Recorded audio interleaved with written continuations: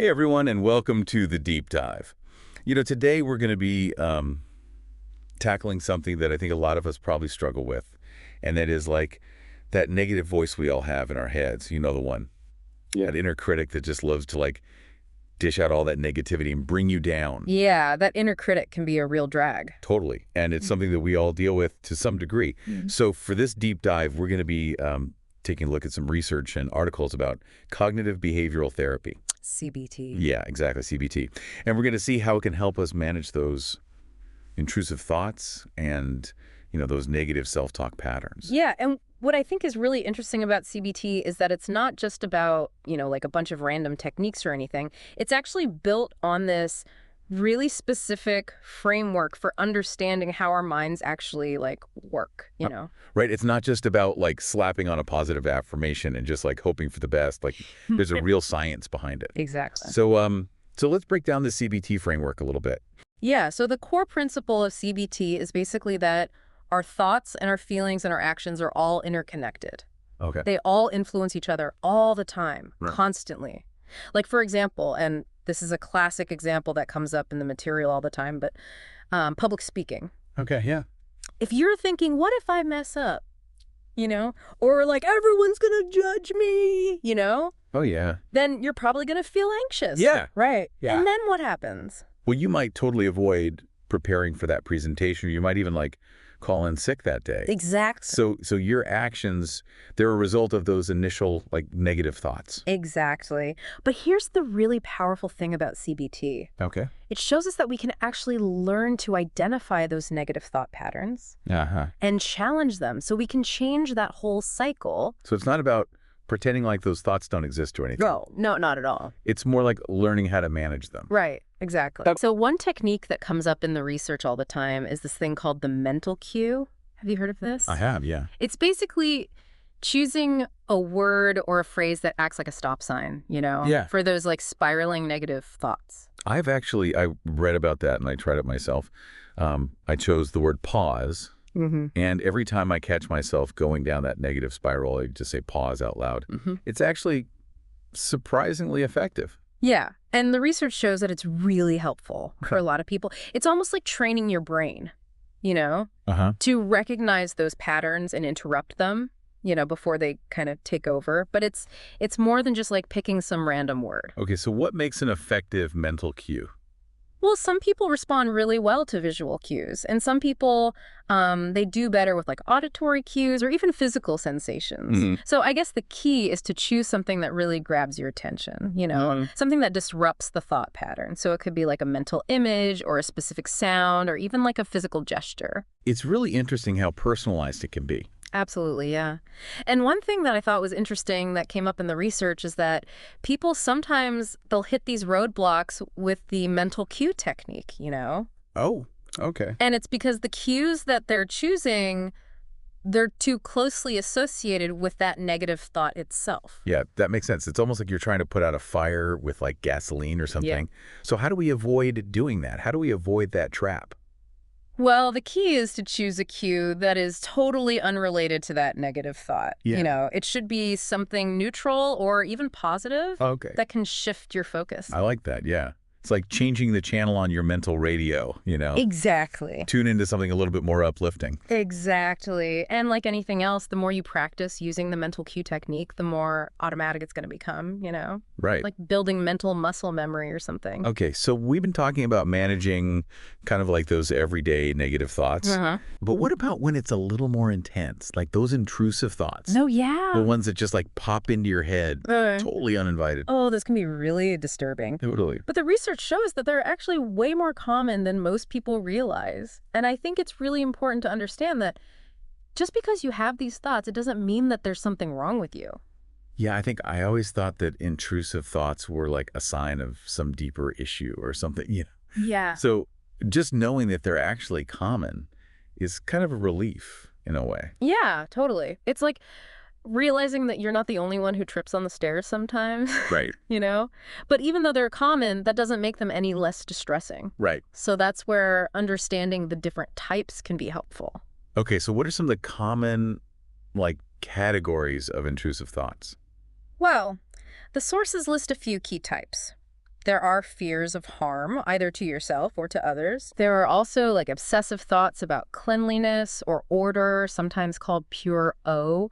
And then there are those unwanted images or impulses that you get, Right. even if they totally go against your values. Yeah. And then finally, there are these like persistent doubts about your abilities or your relationships.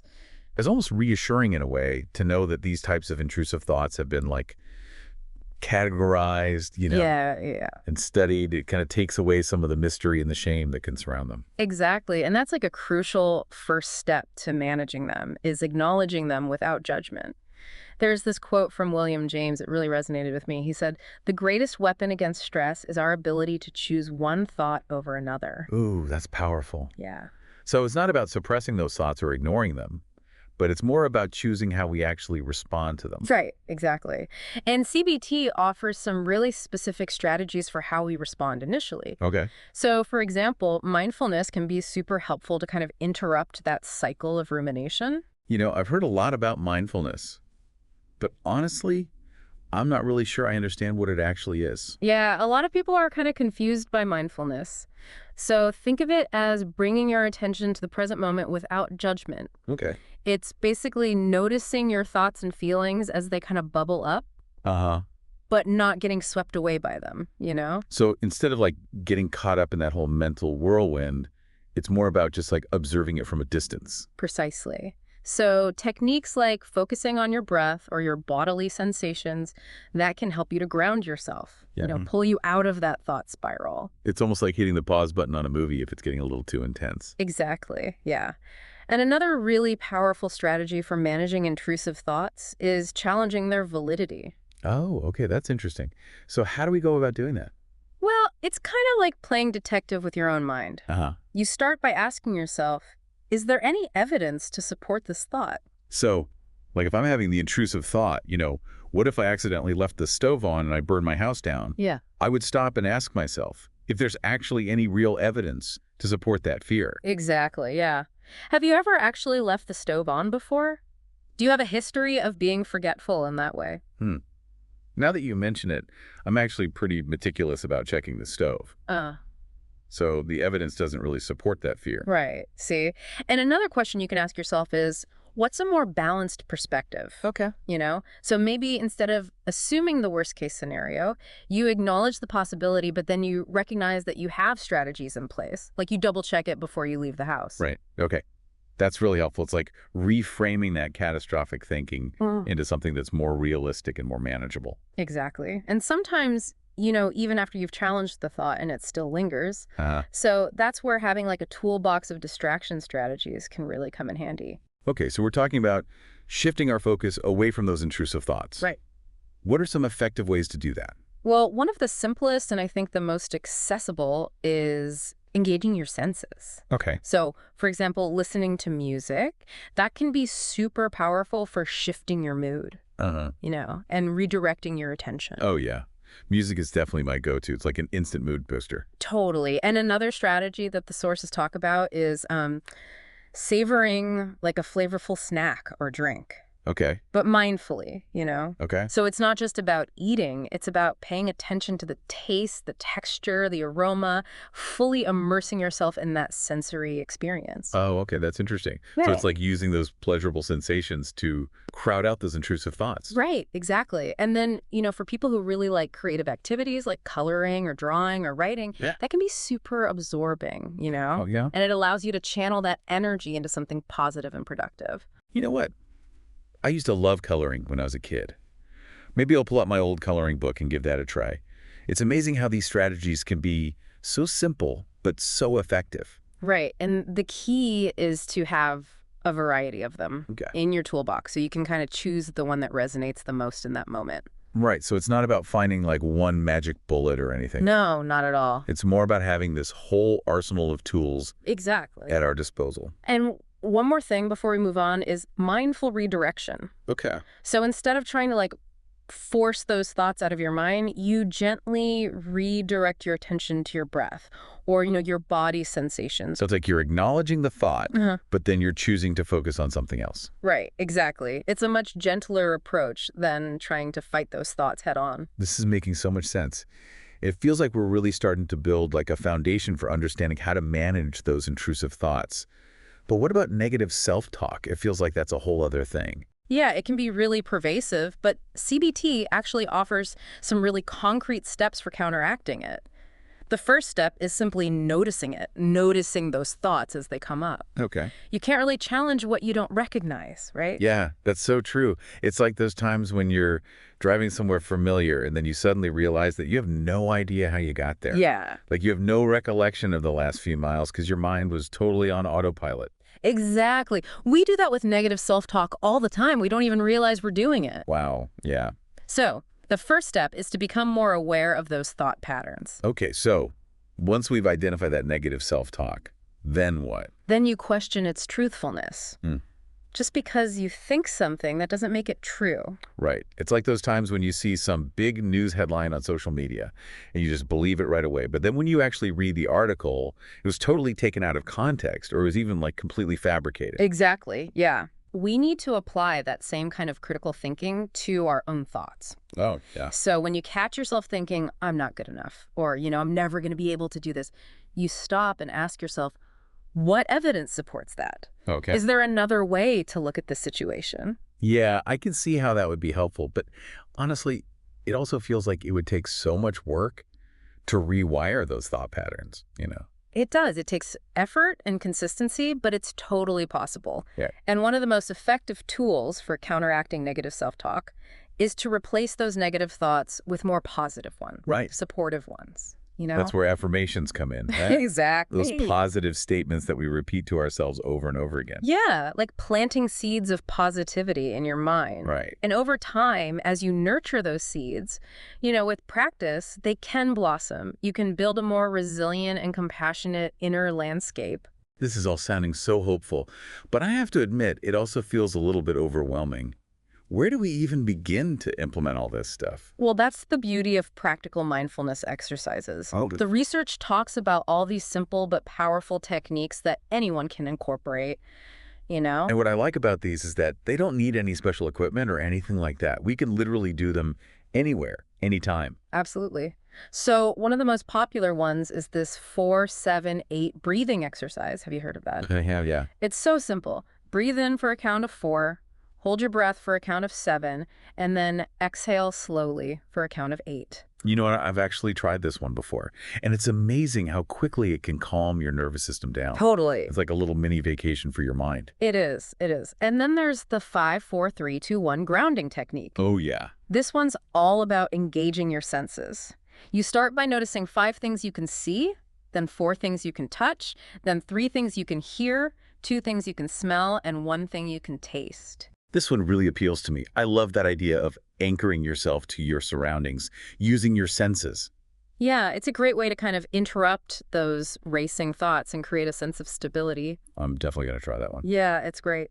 And speaking of connecting with your surroundings, the research also talks about walking barefoot on grass as a grounding exercise. Oh, wow. It's just a beautiful way to kind of tap into the energy of nature, release all that worry and anxiety that can build up. That's such a nice image. It's like drawing energy from the earth itself. Right. It's a really simple but profound way to reconnect with the natural world and just find a sense of peace. So these practical exercises sound so helpful. But what about those times when we need a more immediate distraction from those intrusive thoughts? What are some effective strategies for those moments? That's where having that toolbox of distraction strategies is so important. And the research suggests a variety of approaches, but again, they emphasize engaging your senses. So listening to uplifting music or soothing nature sounds can be a wonderful way to shift your focus and create a more positive emotional state. I totally agree. Yeah. Music has such a profound effect on my mood, like a sonic therapy session. It is. And another sensory strategy that they talk about is savoring a flavorful snack or drink, but again, mindfully. It's not just about eating. It's about paying attention to the taste, the texture, the aroma, Yeah. fully immersing yourself in that sensory experience. Right. Oh, that's interesting. So it's like using those pleasurable sensations to kind of crowd out those intrusive thoughts. Exactly. Hey. It's about shifting your attention away from those mental loops and anchoring yourself in the present moment Right. through enjoyable experiences. And then for people who find solace in creative activities, engaging in things like coloring, drawing, or writing can be incredibly absorbing, Uh-huh. allowing you to channel your energy into something positive and productive. Yeah. It's amazing, all these different ways to distract yourself, I know. and they can be so effective. And the thing is, it's not a one-size-fits-all approach. It's really about finding what works for you. That's a really good point. It's about building a personal thought-stopping toolkit, right? Right, exactly. So it's not just about learning these techniques like theoretically. Mhm. It's about figuring out which ones actually work for you Yeah, and then making them a part of your everyday life. exactly. And that brings us to the importance of having daily practice routines. Okay. Just like any skill, mastering thought stopping takes consistent effort and repetition. Yeah, it's like learning to play an instrument or something. You can't just show up for one lesson Right. and expect to be a virtuoso. Right. It takes practice. It does, absolutely. It's about making these techniques a part of your daily life, Yeah. not just something that you turn to when you're in crisis mode. And I imagine it would be helpful to have like an emergency plan too, Yeah. for those times when those intrusive thoughts or that negative self-talk just feels totally overwhelming. Yeah, absolutely. That's such a good point. The research talked about that too. It's like having a fire extinguisher, Right. You may not need it every day, but when you do need it, it's really important to have it ready to go. So what are some effective strategies for those like emergency moments? Well, the first thing is to have a go-to technique that you've already practiced. Okay. That works well for you. That could be your mental cue or a breathing exercise or a grounding technique. So it's like having that one trusty tool that you can reach for. Exactly. And another helpful strategy is to remove yourself from the situation if you can. If you're feeling really overwhelmed, step away from whatever you're doing and take a few minutes to calm down and regroup. Yeah, that's a good point. Sometimes we try to power through those moments, but actually the best thing we can do is just walk away for a minute. Totally. And if you're struggling and those intrusive thoughts are really persistent, even though you're trying all these techniques, it might be helpful to reach out to a professional.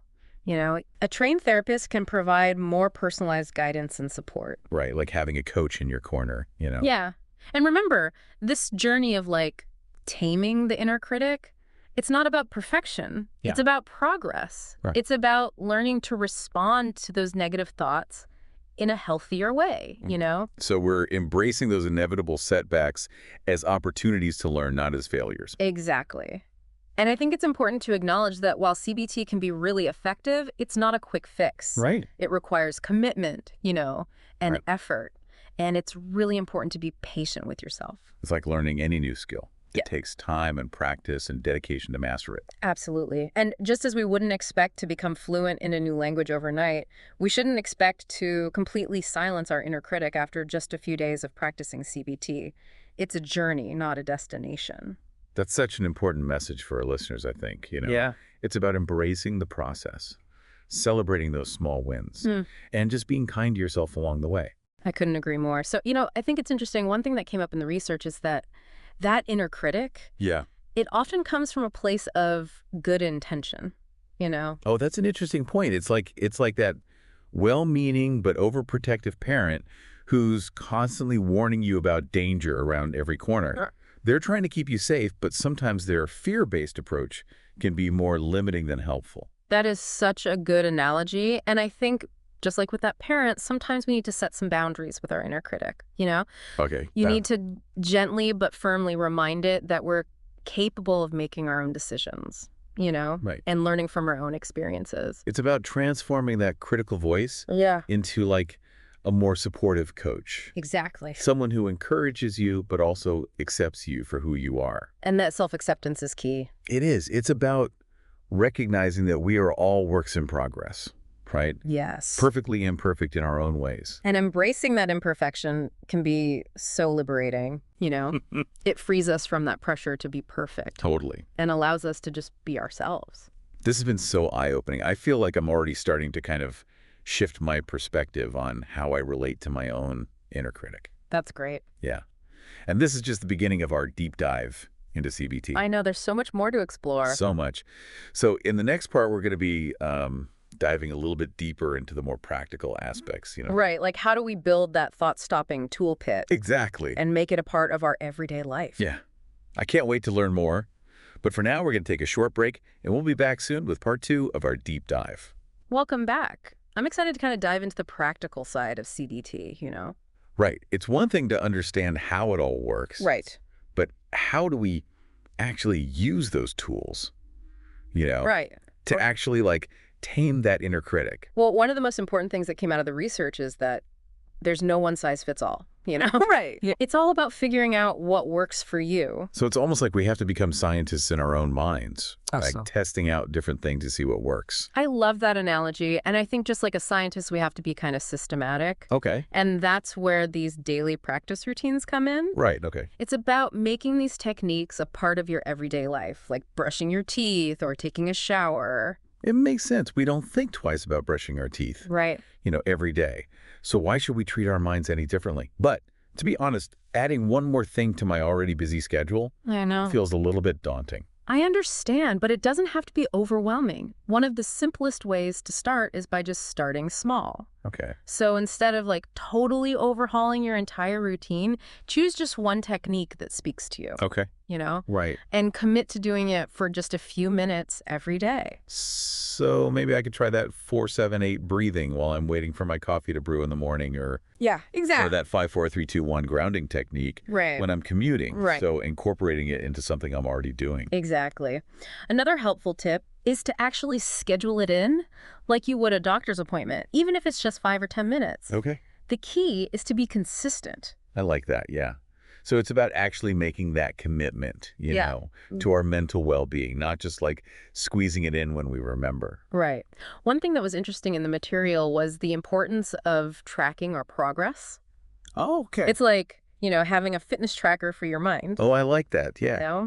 Yes. So we're not just doing the exercises, we're paying attention to the changes, Right. celebrating those small wins. Exactly. So how do we do that? Yeah, how do we track our progress? Well, you could keep a journal. Okay. Write down your thoughts and feelings, Notice any patterns that come up. Okay. You could use like a mood tracker app, or you could just like make a note of how often you're actually able to interrupt those negative thoughts. You know what? That's such a good point. When I actually take the time to track my progress, it helps me to stay motivated. Right. But it also makes me way more aware of those subtle shifts that I might miss otherwise. Exactly. It's about becoming more attuned to what's going on, Yeah. Noticing the impact of what we're doing. This is so helpful. It feels like we're really starting to build this plan, for taming that inner critic.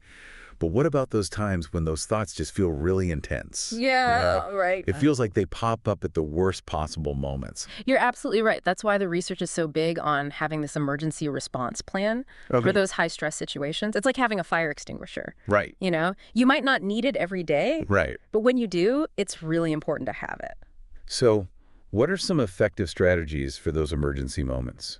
Well, the first thing is to have a go-to technique that you've already practiced and that works for you. So that could be your mental cue or your breathing exercise or your grounding technique. So it's like having a mental comfort blanket, Exactly. And the other thing that's helpful is if you can, just remove yourself from the situation. If you're feeling super overwhelmed, step away from whatever you're doing. Take a few minutes to calm down and regroup. That's such a good point. Sometimes we try to just power through it, but walking away is sometimes the best thing. It really is. And if you're still really struggling and those thoughts are sticking around, it can be super valuable to reach out for help. Okay, yeah. To a therapist or a counselor. Like having a mental coach, Yeah, exactly. And, I think this whole journey of taming the inner critic, it's not about being perfect. It's about progress. Right. It's about learning to respond to those thoughts in a healthier way. So we're embracing those setbacks, Yeah. Not as failures, but as opportunities to learn. Exactly. And, I think it's important to say that while CBT is really effective, it's not some kind of quick fix. Right, yeah. It takes commitment. It takes effort. And you have to be patient with yourself. It's like learning a new skill. It takes time and practice to master it. Exactly. And just like you wouldn't expect to be fluent in a new language overnight, you shouldn't expect to silence your inner critic in just a couple of days. It's a journey, not a destination. And that's an important message for our listeners, I think. It is. It is. It's about the process, celebrating those small wins, and just being kind to ourselves along the way. Yeah. One thing I thought was interesting in the research was this idea of cognitive distortions. Oh, okay. Cognitive distortions. Have you heard of those? Haven't, no. Well, think of them as these kind of sneaky mental traps that our minds can fall into, Okay. that distort our view of reality Oh. and fuel those negative thoughts, like those funhouse mirrors, Uh-huh. that make you look taller, shorter, whatever, Yeah. Okay, so these distortions, they're kind of like these warped lenses that Okay. we're looking through. Exactly, yeah. Okay. And it leads us to misinterpret things, Right. make inaccurate judgments. Okay, so what are some of these distortions? Like, what should we be looking out for? Well, there's all or nothing thinking. Okay. That's when you see things in black and white, you know. Yeah, like, if I don't get a perfect score on this test, I'm a total failure. Right, exactly. There's no middle ground, Yeah. And then there's overgeneralization. That's when you take one bad experience and apply it to everything. Oh, yeah. Like, if you mess up a presentation at work, you think, well, I'm just bad at public speaking. Exactly, yeah. And then there's this thing called mental filtering. Okay. That's when you focus on the negative and ignore all the positive. Oh, I'm so guilty of that one. Like, you get great feedback on a project, but fixate on the one little critique. Right, exactly. And, all these distortions can really, fuel that negative self-talk, Yeah. and undermine our confidence. But the good news is, once we're aware of them, we can actually start to challenge them. So we're basically becoming more mindful, right? Right. Of our own thought process. Exactly, yeah. And CBT has all these specific techniques for challenging those distortions. Okay, I'd love to hear more about those, but I think it's time for us to take a short break. Sounds good. We'll be back soon to talk more about these techniques and wrap up our deep dive. All right, we're back, ready to finish up our deep dive into CBT. Yeah. Before the break, we were talking about cognitive distortions, Mm-hmm. those thought traps that can make that negativity worse. Right. So how does CBT help us with those? Well, one of the key techniques is called cognitive restructuring. It's basically about identifying those distorted thoughts and then actively replacing them with more balanced ones, So it's like we're not just letting those thoughts run wild, but we're choosing to rewrite the script. Exactly. Yeah. You're becoming an editor of your own mental narrative, catching those errors in your thinking. I love that. Yeah. But it also sounds like a lot of work. How do we actually do that restructuring? Well, one strategy is this thing called the triple column technique. Okay. And you make 3 columns. Right. The first one's for the distorted thought. Okay. The second one is for the distortion type. Is it all or nothing thinking? Okay. Overgeneralization. Uh-huh. And then the third column is for the more balanced thought. Okay, so say the thought is, I totally bombed that presentation. I'm awful at public speaking. Yeah, So in the second column, I would put overgeneralization. exactly. Okay. You're taking one experience and making it about everything. Right. And then in the third column, you could say, okay, I didn't do my best this time, but it doesn't mean I'm bad at it. Everyone has off days. I can learn from this. Okay, that's helpful. It's like taking the thought and really examining it. Yeah, you break it down. See where it goes wrong. And the more you practice, the better you get at catching those distortions. This has been so insightful, this whole deep dive into CBT. Yeah, it's fascinating stuff. I feel like I have so many more tools now to manage those negative thoughts. I hope so. Build a more positive mindset. Yeah. I don't know. Absolutely. And remember, it's a journey. Some days are easier than others. Right. Exactly. Just be patient with yourself, celebrate the progress, and keep practicing. It's all about that self-compassion, right? It really is. Yeah. Treat yourself with kindness. So let's recap what we've learned. Our thoughts, feelings, actions, they're all linked. And when we change our thoughts, it can change everything. We've learned about thought stopping, mindfulness, cognitive restructuring. All those tools for your toolkit. Yeah. And how important it is to make them a part of our daily lives. Absolutely. But I think the biggest takeaway for me is just how powerful self-compassion is. We're all perfectly imperfect, We are. and that's okay. And that's a good place to end it, I think. It is. So one last question for everyone listening. What's one little step you can take today? Yeah. To start building your own thought-stopping toolkit. Start taming that inner critic. Maybe it's choosing a mental cue. Trying some mindfulness. Maybe trying out that triple column technique. Or just noticing those negative thoughts without judgment. Any little step can make a difference. It can. Well, this has been The Deep Dive. It has. Thanks for listening. And until next time, Keep exploring Keep learning. and keep believing in yourselves.